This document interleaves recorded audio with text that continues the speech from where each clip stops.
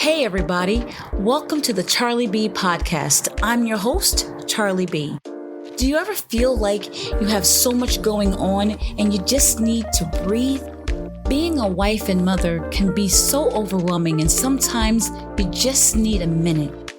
Take that minute with me, CharlieB. In this space, we'll talk about marriage, motherhood, and just being a woman. How do we manage to keep it together in the midst of everything that's going on?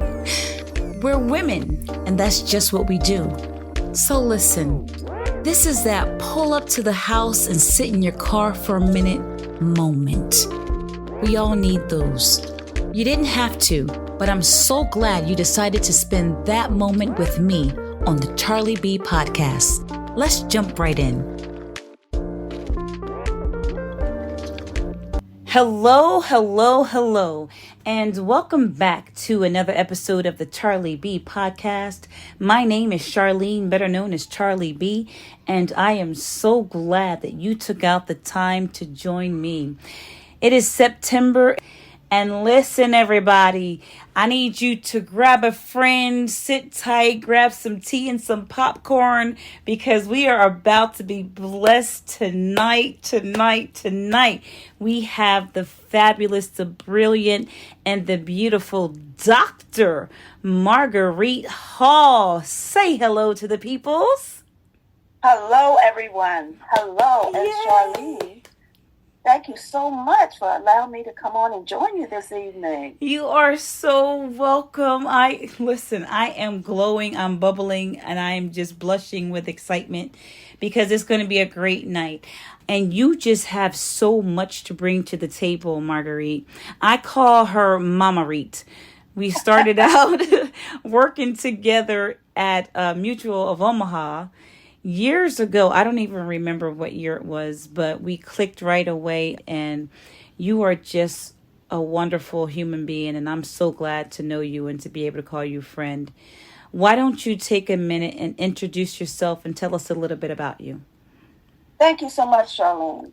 I am Marguerite Hall. My doctorate is in education, and I've used that to translate into my business, which is ensuring that those that I come in contact with, clients, that they are made aware of. We do financial literacy, and the purpose is to ensure that every client has the information needed to make an informed decision about their finances. I deem this important because you can't make a decision if you don't have the proper skills to do so. Right. I initially came into the business back in 2012, so I've been in now about 12 years. And I came in because when my mother passed, my mother was brilliant as far as I was concerned, and she did well as far as saving money, but she had an insurance policy that was term, which is temporary policy at 84, and I couldn't figure out why she was still paying it. Wow. With that in mind, I understood, it came to mind that my mother was basing her decisions on information someone else had told her. Mm-hmm. Someone who was not equipped to share the information. Right. And it helped me to go into financial services. Like Charlene said, I met her at Mutual of Omaha, stayed there for several years, and while being there, it was predominantly, they didn't look like Charlene and I. Did not.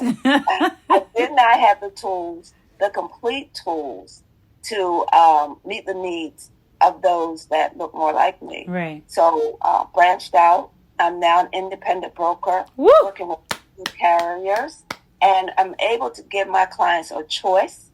My clients are my primary concern. I provide a service. It's all about you when we sit down. I'm not tied to any one carrier. I'm not selling a product. I am providing a service to ensure you and your family are providing for the future. We often talk about our village, mm-hmm. but if you can't take care of your house, you can't build a village. Wow. We have the resources, and we just need to properly understand how to utilize them to advance our families, our village, community, and our country so that we can be financially independent. Wow. she said to tell a little bit. I get excited. I'm very passionate about what I do. It's clear. You can Extremely hear it. passionate about what I do. Yes, you can My hear it. father used to say, you can't blame them if you don't train them. Wow. And that in essence means that once you look, what the saying goes, once you know better, you got to do better. That's right. That's right. Yeah. That's right. So I hold a license in life insurance and health, as well as a Series 6 security license. Okay. So what that allows me to do is when I do seminars, I also have a partner I work with, and we come in and we ensure that our audience are educated from budgeting to estate planning. We cover it all. Budgeting to estate planning. So tell me, let's take this in parts because it sounds like you do a whole lot. Tell me, when you meet with a person, well, first tell me this. How did you start your personal business, your own business? And how long have you been in business for yourself? When I left Mutual, because Mutual was considered captive, I was fortunate enough to find an FMO that gave you a choice of contracts, and you allowed you to keep your clients. All of those. Oh, wow. All of the policies that have been written, I had them for life. So that was number one. We built it from there.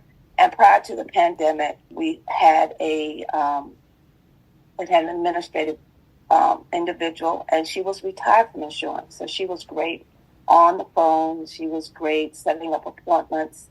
And she was also great at doing our referrals. And what we decided to do was target, because my background's in education, we decided to target schools. Ah, okay. Yes. And the schools that we focused on were the inner city schools. We were very intentional about the schools that we were going to do. We did a program, and it was called Teachers Pension.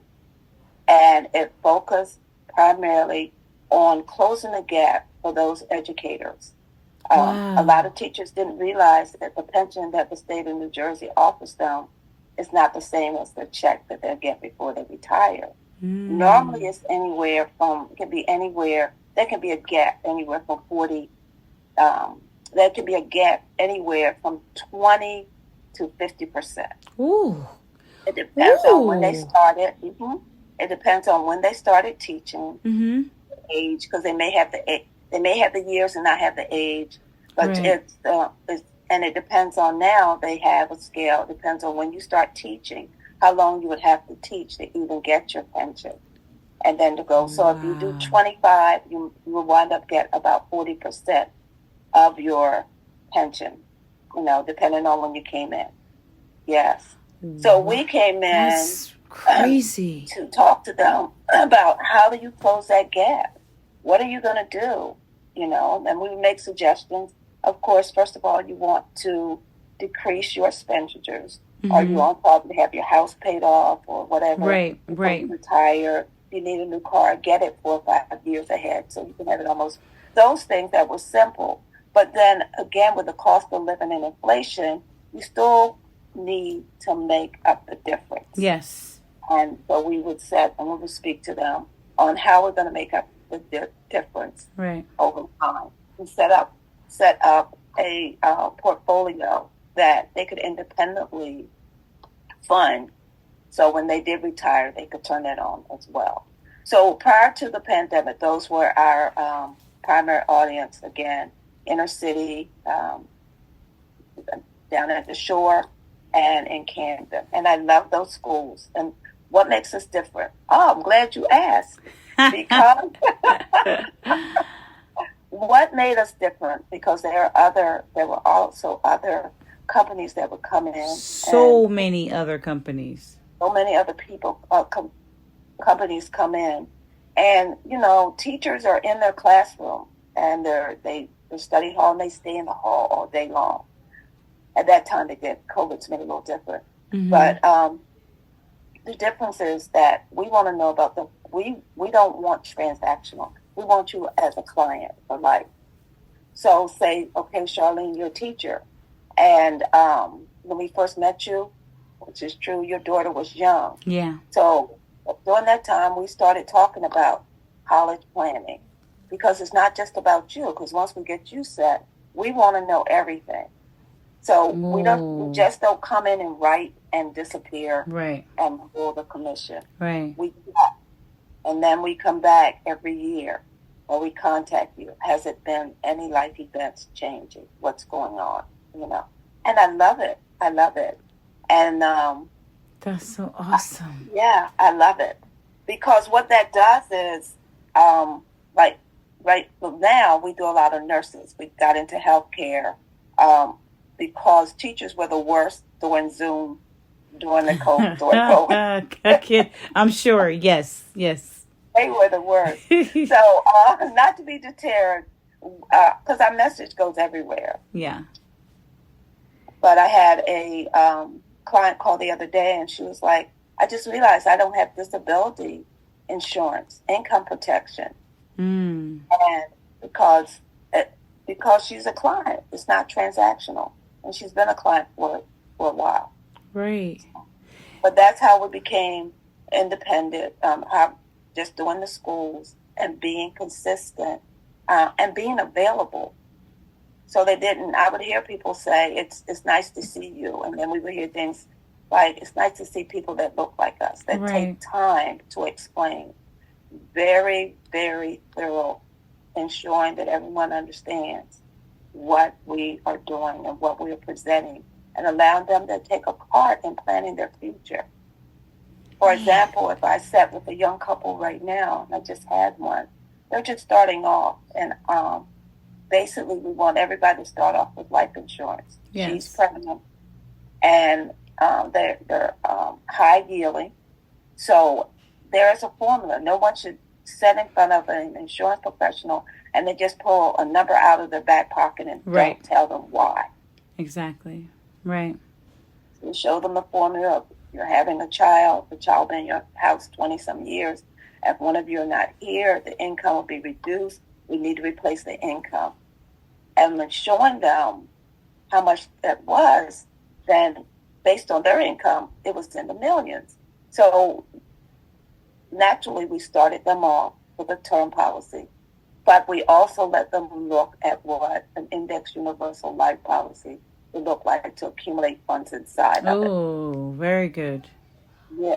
Because we have goals. You should have goals. You got to be intentional. Right. Just because you can't, if you go car shopping, and no hit on anything that anyone buys, but if you want a Genesis, you might have to start with the Hyundai before you get to the Genesis. Right. But you got goals. Right.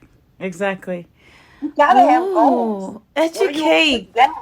It's not where you want to be tomorrow. Come and on. As long as you got goals, and we check back every year. Well, how's that going? So we might take part of that million and put it in IUL, because they already know it's going to accumulate funds. Right. So they're in a hurry to get to that. Yes. Man, that is so awesome. I have so many questions. You meet with a person, and obviously you've been doing this for quite some time. You don't just sell. We don't like using the word we sell you life insurance, right? Because we're not car salesmen. I'm car saleswomen or men. I'm no longer, I still have my licenses, but I don't practice insurance anymore. But it's so important to build relationships. Absolutely. And when you're building relationships, that's how you get people to trust you. Because I'm not going to tell my mama or my cousin or my brother to call you if I don't trust you, right? So one thing that we used to say in the insurance industry is the best compliment you can give me is a referral, right?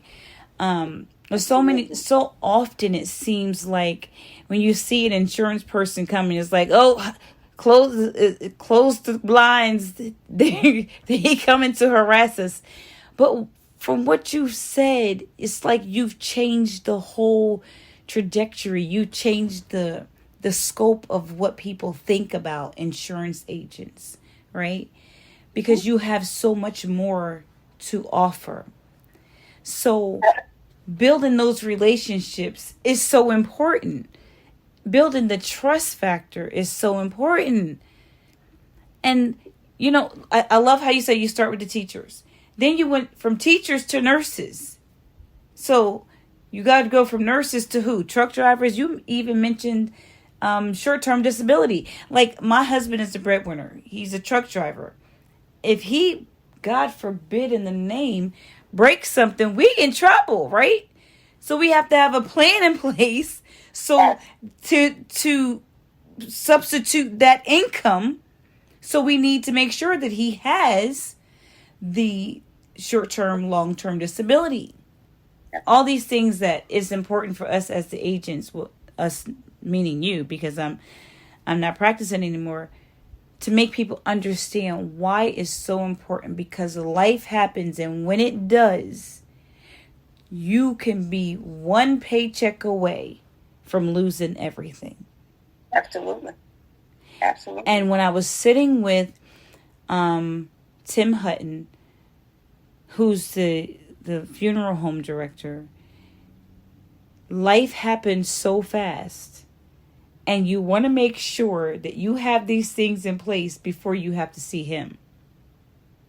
Right? And you said you had a young couple. So many times they're like, oh, we're young. Young people don't think about life insurance. I'm good. But I was saying that when that child hits the air in these life insurance, I think it's 15 days. The child has to be 15 days old before they're able to get a policy. Get it while they're young and healthy. Because if I had waited to get life insurance on my daughter, she now has lupus, fibromyalgia, and endometriosis.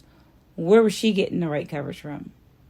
It was going to be very expensive. Exactly. And you hit on a couple of things. Mm-hmm. First of all, you said, for us, it's not just life insurance. And let me talk a little bit about life insurance today. Talk about it. It has living benefits. So in other words, you can have even a term policy will have benefits in it.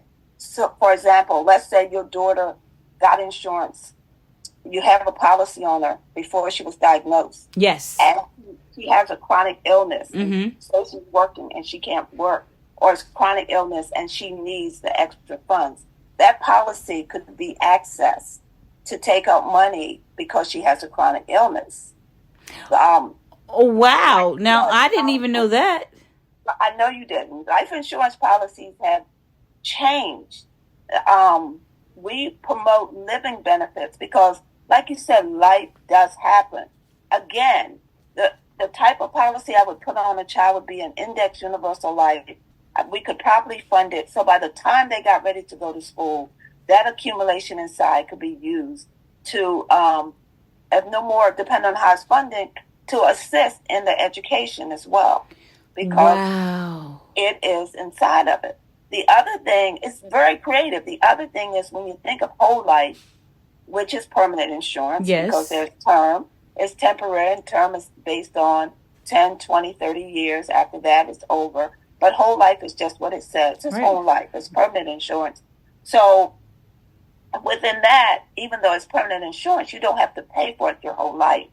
So now when I write a policy, I'll write it for 20 years in whole life, and that thing is paid in full. But the accumulation will continue beyond the date. So if you write a policy for a child at 1, by 21, it's paid. You don't have to worry about that kid forgetting to pay that policy. Right. Because a lot of parents I remember when I started off, they were called children's policies, and parents were concerned that at some point they wouldn't pay for them. Yep. And they were always purchased in a shadow of sadness at that particular time, because I had a lot of parents that had male children and they might not be out in the street, and that was their primary concern.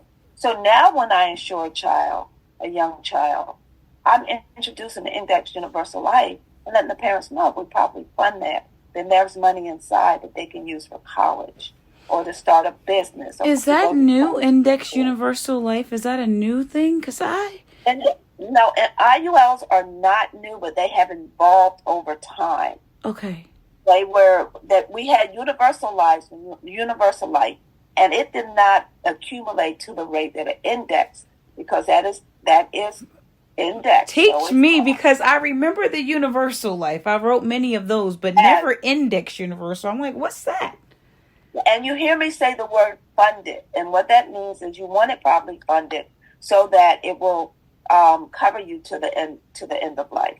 Universal life policies had that. Part of the fallacies when I was doing the Universal Life is they would drop off. And I had a guy call me not too long ago. He said, this is going to drop off at 80, and they need for me to put in more money. Mm-hmm. Means it wasn't funded properly. And that's all part of doing education with my clients, helping them to understand what that looks like, teaching them not to touch that for at least 10 years, because it's almost like getting up that speed. That's when your growth really starts to happen after 10 years. And it's in there. Letting them know you repay it or you don't, but the consequences if you don't repay it. Here's something that I like to put sometimes on my social media. Come on. And you were talking about the funeral home director. Yeah. GoFundMe is not an option. Come on. I hate GoFundMe. Let's talk about that. I talked about GoFundMe, the selling of the dinners. Now I gotta make all this fried chicken for my cousin because he didn't have life insurance and he passed away suddenly. Talk about it. Yes, GoFundMe is not an option. No. It robs the family of dignity. It robs your loved one of that dignity. Yes. And instead of being able to sit down and plan, you have to worry about how you're going to give them a proper send-off. For the time and energy you did on the GoFundMe, get a little final expense policy, especially if the individual's older and you're not planning and you don't need that extra. You just want to ensure that they're able to properly be put away with style. Because there's not, I'm sure Mr. Hutton told you, you have to come in with cash or a policy. That's right. Yes, he did. Verify. Yes. Otherwise, you're at the morgue. Personally, I think that you need to get with him because, listen, it was amazing. And you know what else, Marguerite? I am so glad that we're having this conversation with you. I want you to tell the people tonight, what do you say to a client or prospective, somebody that you just met? I can't afford insurance. Because that's what most of us say. I can't afford life insurance. Well, first of all, it depends on what they said initially, and we haven't done any numbers. I asked them, give me a minute, and let's sit down and look and see what you can afford, because your family can't afford for you not to have life insurance. Come on. I have heard some of the most outrageous things. I can't even imagine. One of them that will always stick with me, there was a gentleman, because there's what we call mortgage protection. Yes. And he was young. He was beating on his chest that when he passed, the house would be paid for, and that was it. And I said, and he kept saying it. And he said, and so I ran the numbers. I said, you're still short. Well, I'm not leaving all that for somebody else to come in here and spend it. Come on. I said, oh, no problem, because you are not leaving it, you're opening the door for somebody to come in and help her pay the bills, because she still got taxes, still got to buy groceries, kids still need to go to college. So you hear those type of things. Wow. Part of the education is helping people understand that number is not the lottery.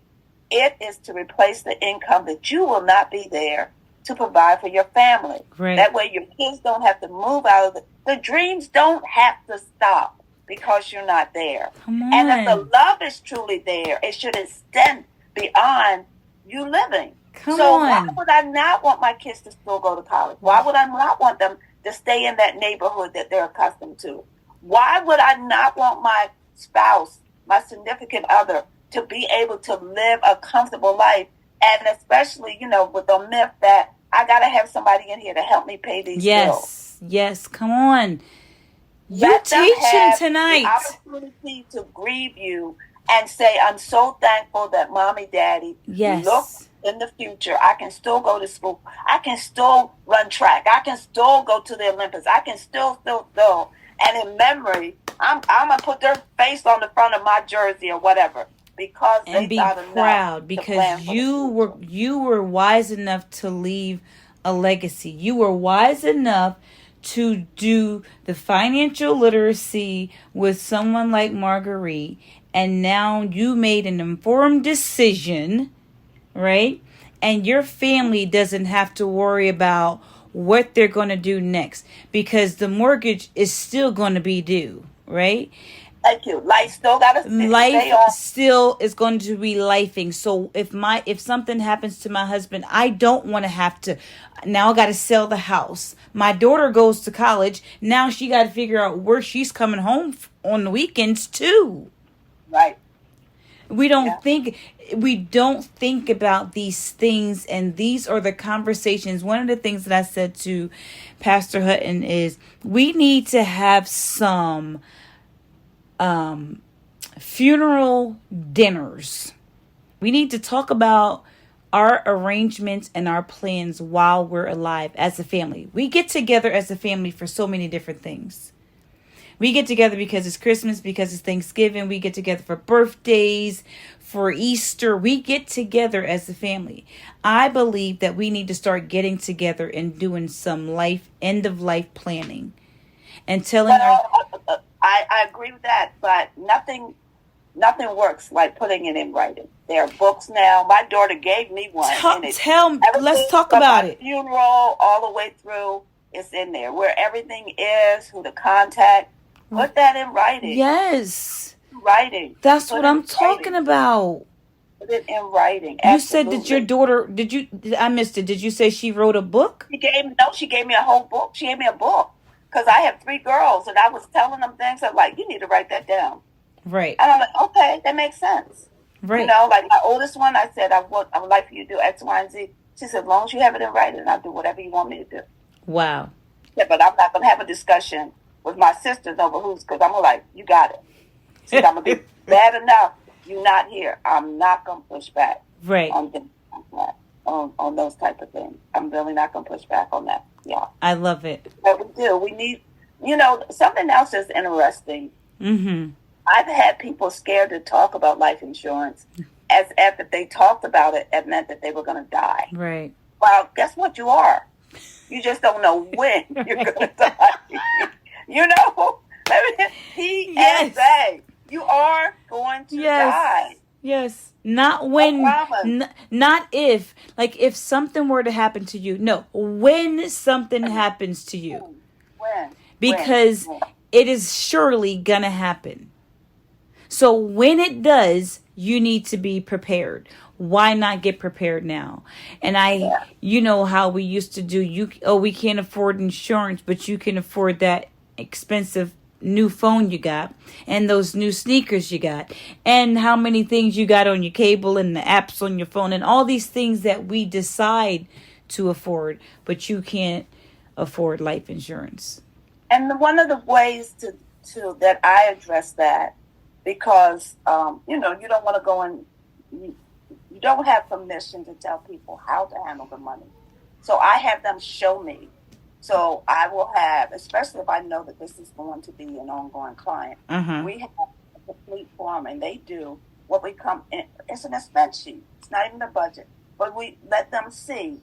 And a lot of times, 8 times out of 10, they were like, I didn't realize I was spending that much. Right. And we talk about, well, won't you consider doing this? Won't you consider doing that? Another thing is sometimes people have old policies, and because their agent never came back, they could be overpaying for it. So I've gone in some situations, again, one of my older nurses, she had all these little teeny policies. And I said, just give me, because she was paying too much. I ran it with another company, and it saved her money, even though she was older than when she initially took out the policy. Wow. So when I say my passion is to inform prospects or clients, I Mm-hmm. mean that. I love it. I came in after a gentleman had died, and his wife was paying this outrageous amount of money. And I looked at it. In fact, he had paid too much. And what was happening, and you remember this, Charlene, Mm-hmm. an agent will leave a captive company, and then that list of clients they have becomes an orphan list. Right. So the new agent Yeah.